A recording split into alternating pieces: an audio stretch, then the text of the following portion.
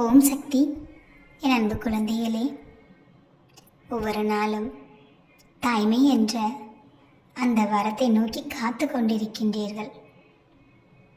ஒவ்வொரு மாதம் வரும் பொழுதும் இன்றாவது எனக்கு ஒரு கரு உருவாகி விடாதா, தாய்மை என்ற பாக்கியத்தை நான் அடைந்துவிட மாட்டேனா என்று கண்ணீர் மல்க என்னிடம் மடிப்பிச்சை ஏந்தி கேட்டு நிற்கிறீர்கள்.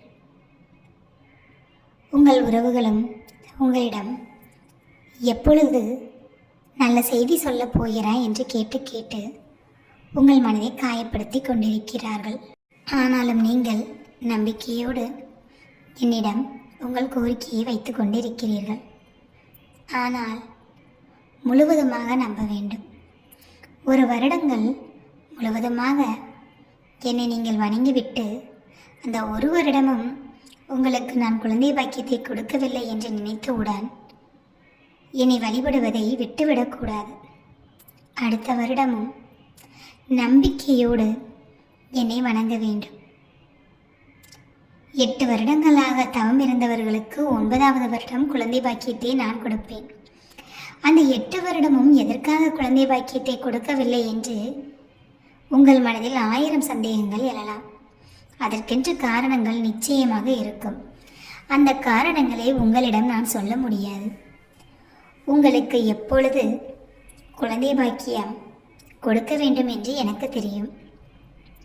ஆனால் நம்பிக்கையோடு இருக்க வேண்டும். என் ஆலயம் வந்து பலரும் என்னிடம் வேண்டிக் கொண்டுதான் இருக்கிறார்கள். குழந்தையே பிறக்காது என்று சொன்னவர்களுக்கு கூட நான் குழந்தை பாக்கியத்தை கொடுத்திருக்கிறேன். அவர்கள் நிச்சயமாக என்ன கஷ்டத்தை அனுபவித்தார்களோ அதை யாரிடமாவது நிச்சயமாக சொல்லதான் செய்வார்கள்.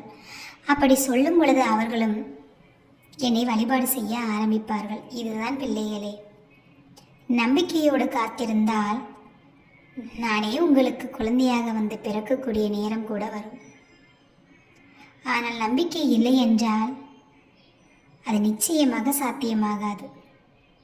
எப்பொழுதுமே எந்த ஒரு விஷயத்திலுமே முழு நம்பிக்கை வேண்டும். அந்த முழு நம்பிக்கை மட்டும்தான் உங்களுடைய கனவுகளை நினைவாக்க முடியும். என் பிள்ளைகளை அம்மா என்று அழைக்க ஒரு குழந்தை இல்லை என்று அணுவாக வேதனைப்பட்டு கொண்டிருப்பது நான் அறிவேன்.